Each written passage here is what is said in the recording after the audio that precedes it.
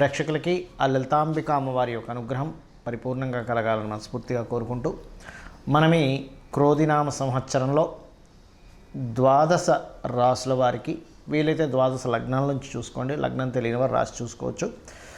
ఆదాయ వ్యయాలు ఎలా ఉన్నాయి, అదేవిధంగా రాజ్యపూజ్యము అవమానం ఎలా ఉంది, ఒకవేళ ఆదాయం తక్కువగా ఉంటే దాన్ని పెంచుకోవడం ఎలాగా, దానికి గ్రహస్థితి ఎంతవరకు మీకు సహకరిస్తుంది, మీరు చేసుకోవాల్సిన మంత్రం కానీ గోసేవ కానీ లేనట్లయితే దానం కానీ ఏమి చేసుకుంటే మీకు అభివృద్ధి ఉంటుంది అనేటువంటి విషయాలు మనం చెప్పుకుందాం. అయితే ఇక్కడ ఏంటంటే ఎప్పుడు కూడా ఈ సంవత్సర ఫలితాలు చెప్పేటప్పుడు ఆదాయ వ్యయాలతో పాటు గోచారంలో ఉండే మేజర్ ప్లానెట్స్ అంటారు.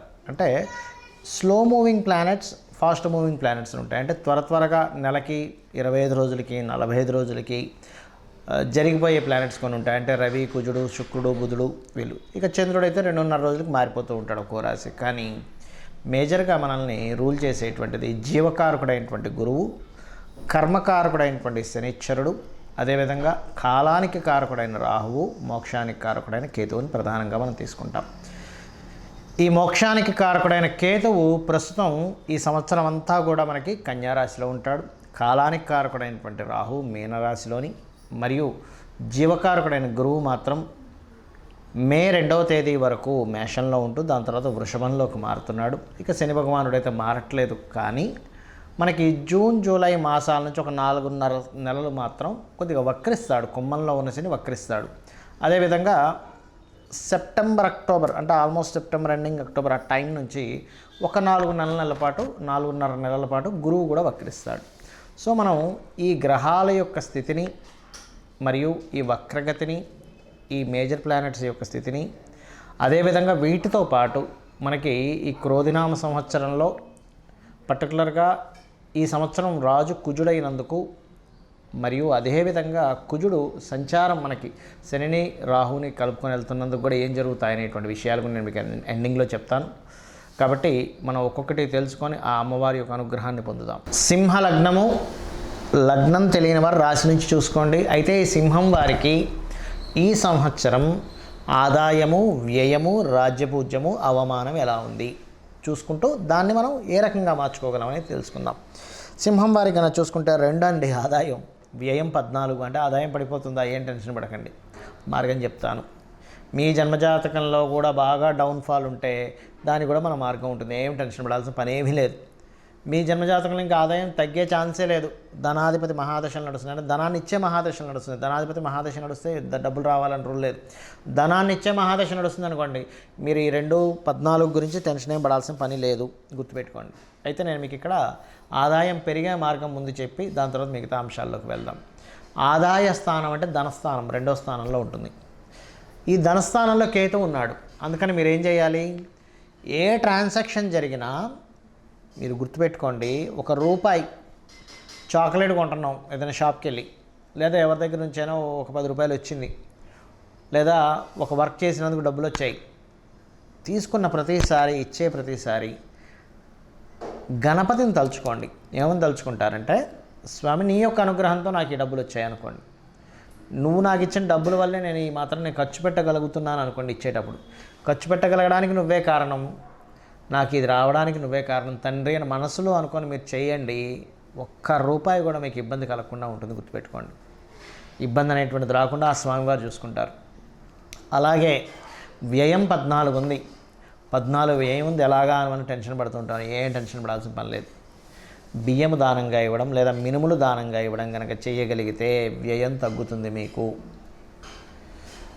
అలాగే రాజ్యపూజ్యం, అవమానంగానే తీసుకున్నట్లయితే రాజ్యపూజ్య అవమానాలు సింహం వారికి 2-2గానే ఉన్నాయండి. అంటే పెద్దగా విమర్శించే వాళ్ళ సంఖ్య పెద్దగా ఉండదు, అవమానించే సంఖ్య పెద్దగా ఉండదు. కానీ ఎంతైనా సరే కొంచెం పేరు ప్రఖ్యాతలు రావాలని కోరుకుంటాం. కాబట్టి మనం చేయవలసింది ఏమిటంటే, దత్తాత్రేయునికి అంటే గురుగ్రహానికి దత్తాత్రేయ అధిష్టాన దేవతగా చెప్తుంటారు, దక్షిణామూర్తిని అధిష్టాన దేవతగా చెప్తుంటారు. ఏదైనా గురు సంబంధించినటువంటి ఆధిపత్యం కలిగినటువంటి ఆ లక్షణ సంబంధంగా ఉండేటువంటి దేవతామూర్తిని గురువుకి అధిష్టాన దేవతలుగా చెప్తుంటారు. కావున మనం చేయాల్సింది ఏమిటి, మే వరకు అంటే అమ్మవారి ఆరాధనతో పాటు దక్షిణామూర్తి ఆరాధన లేదా దత్తాత్రేయ ఆరాధన మీరు ఈ సంవత్సరం మొత్తము కనుక చేసినట్లయితే మే వరకే అని కదా, ఈ సంవత్సరం మొత్తము కనుక చేసినట్లయితే మీకు ఖచ్చితంగా రాజపూజ్యం పెరిగి తీరుతుంది. అందులో ఎటువంటి సందేహం లేదు.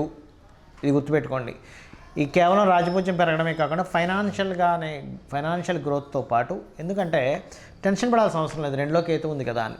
మీకు గురువు వస్తున్నాడుగా, ఈ సింహానికి అధిపతి అయినటువంటి గురువు ఇక్కడికి వస్తున్నాడు, దశమస్థానంలోకి వచ్చి 2ని చూస్తున్నాడు. అయితే ఇక్కడ గురు రాశిలో రాహు ఉన్నాడు. అంటే ఏమిటి, కొంచెం ఆన్లైన్ బేస్లో ఆన్లైన్ త్రూగా మీకు పెరుగుతుంది. ఇది గుర్తుపెట్టుకోండి.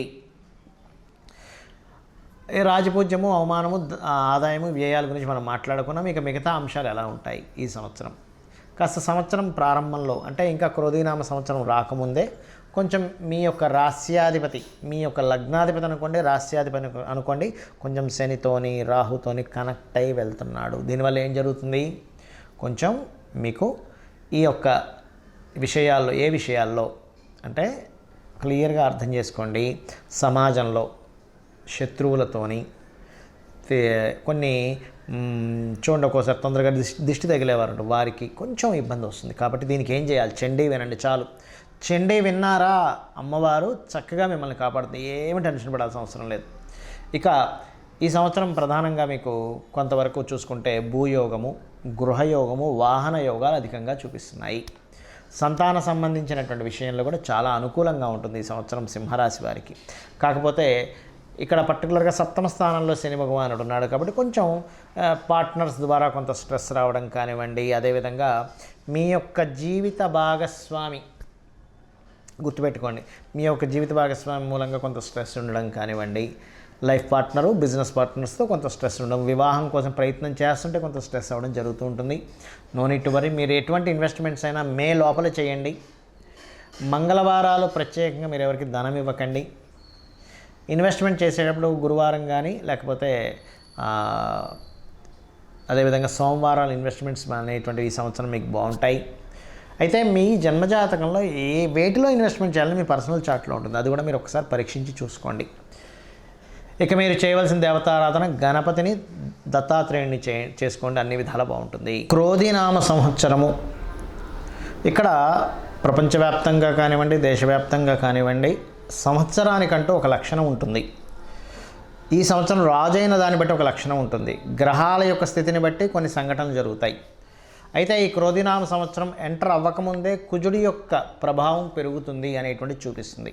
కాబట్టి ఆల్మోస్ట్ 2024 ఫిబ్రవరి మాసం నుంచే కొన్ని విద్వేషపూరితమైనటువంటి గొడవలకి, రాజకీయ నాయకుల మధ్యని విపరీతమైనటువంటి గొడవలకి, మరియు రాజుల మధ్యన గొడవలకి, యుద్ధాలకి,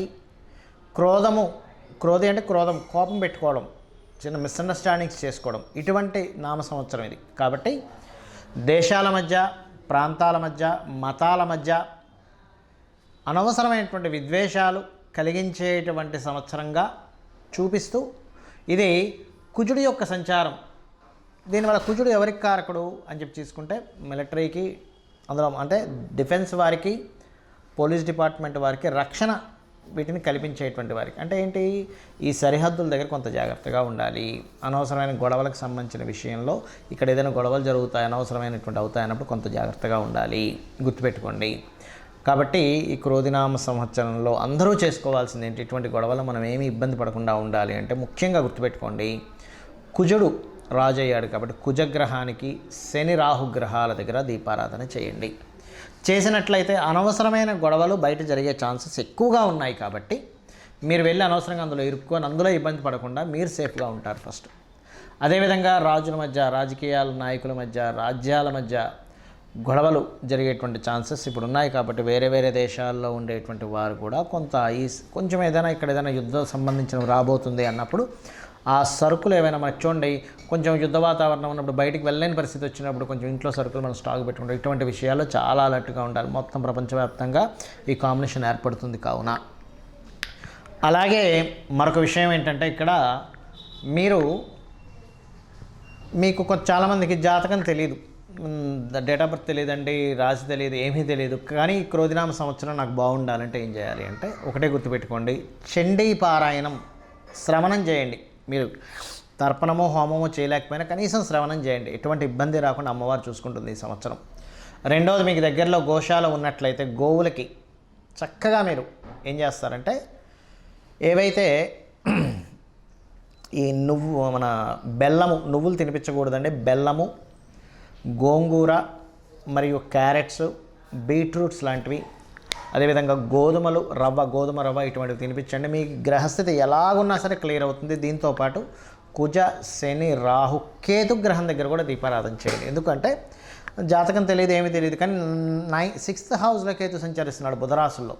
అందుకని ఏమిటి, ఈ అప్పుల విషయంలో మీరు ఇబ్బంది పడకుండా ఉండడానికి కేతు యొక్క అనుగ్రహం, గణపతి యొక్క అనుగ్రహం కలుగుతుంది. కాబట్టి గణపతి ఆలయాలకు వెళ్ళడం, అమ్మవారి ఆలయాలకు వెళ్ళడం, అందులో ముఖ్యంగా దుర్గాదేవి ఆలయాలకు వెళ్ళడం. దీంతోపాటు మీనరాశిలో రాహు యొక్క సంచారం అనేటువంటిది బాగా గుర్తుపెట్టుకోండి. దేవత సంబంధించినటువంటి పూజ పునస్కారాలు మాత్రమే కాకుండా పితృదేవతలకు ప్రధానంగా చేసుకోండి.